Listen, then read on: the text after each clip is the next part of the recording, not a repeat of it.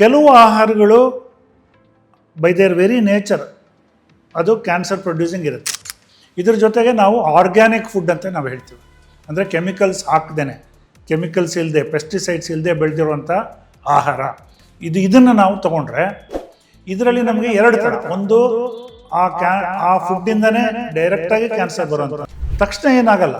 ಸುಮಾರು ವರ್ಷಗಳು ಇದೇ ಥರ ನಾವು ಮಾಡ್ಕೊಂಡು ಬರ್ತಾಯಿದ್ರೆ there are chances that some of it may produce cancer. ಈಗ ತುಂಬ ಡೀಪ್ ಫ್ರೈ ಮಾಡ್ಕೊಂಡು ತಿಂತೀವಿ, ಆವಾಗ ಏನಾಗುತ್ತೆ, ಆ ಕೆಲವು ಕ್ಯಾನ್ಸರ್ ಪ್ರೊಡ್ಯೂಸಿಂಗ್ ಸಬ್ಸ್ಟೆನ್ಸಸ್ ಅದರಲ್ಲಿ ಬಂದುಬಿಡುತ್ತೆ. ಅದನ್ನು ನಾವು ತಿಂತೀವಿ. ಅದಕ್ಕೆ ನಾವು ಏನಾದರೂ ಮಿಕ್ಸ್ ಮಾಡಿ ಹಾಕಿದಾಗ ಅಡಿಟಿವ್ಸ್ ಮಾಡ್ತೀವಿ. ಕೆಲವು ಅದನ್ನು ಪ್ರಿಸರ್ವ್ ಮಾಡೋಕ್ಕೆ ಪ್ರಿಸರ್ವೇಟಿವ್ಸ್ ಹಾಕ್ತಾರೆ. ಈ ಫ್ಯಾಟಿಂದ ಇನ್ಫ್ಲಮೇಷನ್ ಅಂತೀವಿ, ದೇಹದಲ್ಲಿ ಇನ್ಫ್ಲಮೇಟರಿ ಸಬ್ಸ್ಟೆನ್ಸಸ್ ಜಾಸ್ತಿ ಆಗುತ್ತೆ. ಇವೆಲ್ಲ over the years produce cancer.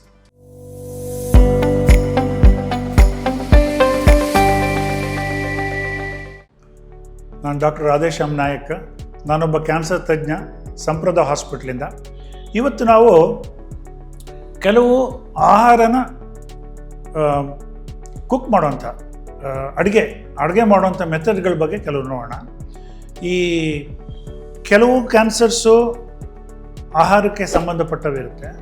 ಸುಮಾರು cancers, gastric cancer, oesophageal cancer, ಅನ್ನನಾಳದ ಕ್ಯಾನ್ಸರು, ಹೊಟ್ಟೆ cancer, intestinal cancer, colon cancer, ಇವೆಲ್ಲ to some extent related to food, ಆಹಾರಕ್ಕೆ ಸಂಬಂಧಪಟ್ಟಿರುವಂಥ ಕ್ಯಾನ್ಸರ್. ಕೆಲವು ಆಹಾರಗಳು ಬೈ ದೇರ್ ವೆರಿ ನೇಚರ್ ಅದು ಕ್ಯಾನ್ಸರ್ ಪ್ರೊಡ್ಯೂಸಿಂಗ್ ಇರುತ್ತೆ. ಸ್ವಲ್ಪ ಜಾಸ್ತಿ ಮಾಂಸ ತಿನ್ನೋದು, ಜಾಸ್ತಿ ಅನಿಮಲ್ ಫ್ಯಾಟ್ ತಗೊಳ್ಳೋದು, ಇದರಿಂದ ಕ್ಯಾನ್ಸರ್ ಬರುವಂಥ ಸಾಧ್ಯತೆಗಳು ಜಾಸ್ತಿ ಇರುತ್ತೆ. ಸಸ್ಯಾಹಾರ ಜಾಸ್ತಿ ತೊಗೊಂಡ್ರೆ ಆ ಚಾನ್ಸಸ್ ಕಡಿಮೆ ಆಗುತ್ತೆ. ಬಟ್ ಎರಡನೇದು, ಈ ಆಹಾರನ ನಾವು ಯಾವ ರೀತಿ ಅಡುಗೆ ಮಾಡ್ತೀವಿ ಅನ್ನೋದ್ರ ಮೇಲೆ. ಈಗ ತುಂಬ ಡೀಪ್ ಫ್ರೈ ಮಾಡ್ಕೊಂಡು ತಿಂತೀವಿ, ಆವಾಗ ಏನಾಗುತ್ತೆ, ಆ ಕೆಲವು ಕ್ಯಾನ್ಸರ್ ಪ್ರೊಡ್ಯೂಸಿಂಗ್ ಸಬ್ಸ್ಟೆನ್ಸಸ್ ಅದರಲ್ಲಿ ಬಂದುಬಿಡುತ್ತೆ. ಅದನ್ನು ನಾವು ತಿಂತೀವಿ. ತಕ್ಷಣ ಏನಾಗಲ್ಲ.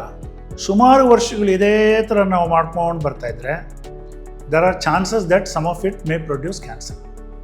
ಡೀಪ್ ಫ್ರೈ ಮಾಡೋದು ಇಲ್ಲ ಏರ್ ಫ್ರೈ ಮಾಡೋದು.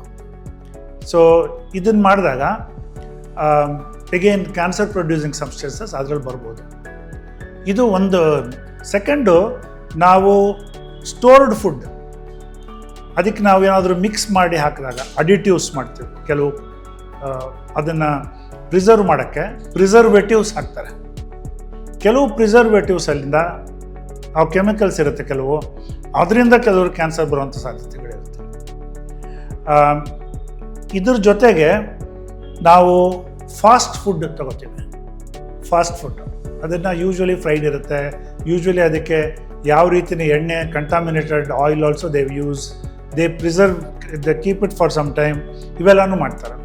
ಇದರಲ್ಲಿ ನಮಗೆ ಎರಡು ಥರ. ಒಂದು, ಆ ಫುಡ್ಡಿಂದನೇ ಡೈರೆಕ್ಟಾಗಿ ಕ್ಯಾನ್ಸರ್ ಬರುವಂಥದ್ದು. ಎರಡನೇದು, ಈ ಫುಡ್ಡು ನೀವು ಜಾಸ್ತಿ ತಗೊಂಡು ದೇಹದಲ್ಲಿ ಕೊಬ್ಬಿನಂಶ ಜಾಸ್ತಿ ಆಗುತ್ತೆ.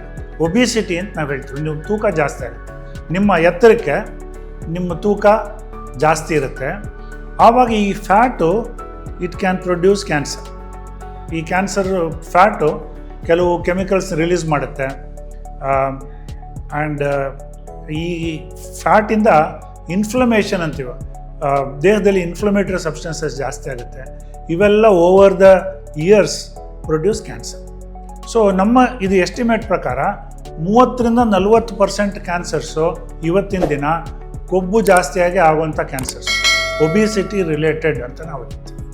ಇದಕ್ಕೇನು ಮಾಡಬೇಕು? ಎಕ್ಸಸೈಸ್ ಮಾಡಬೇಕು, ಆಹಾರ ಕಡಿಮೆ ಮಾಡಬೇಕು, ಒಳ್ಳೆಯ ಆಹಾರ ಸೇವಿಸಬೇಕು, ಹಣ್ಣು ಹಂಪಲು ಅಂಥವೆಲ್ಲ ಜಾಸ್ತಿ ಮಾಡಬೇಕು. ಇದ್ರ ಜೊತೆಗೆ ನಾವು ಆರ್ಗ್ಯಾನಿಕ್ ಫುಡ್ ಅಂತ ನಾವು ಹೇಳ್ತೀವಿ. ಅಂದರೆ ಕೆಮಿಕಲ್ಸ್ ಹಾಕ್ದೇನೆ, ಕೆಮಿಕಲ್ಸ್ ಇಲ್ಲದೆ, ಪೆಸ್ಟಿಸೈಡ್ಸ್ ಇಲ್ಲದೆ ಬೆಳೆದಿರುವಂಥ ಆಹಾರ.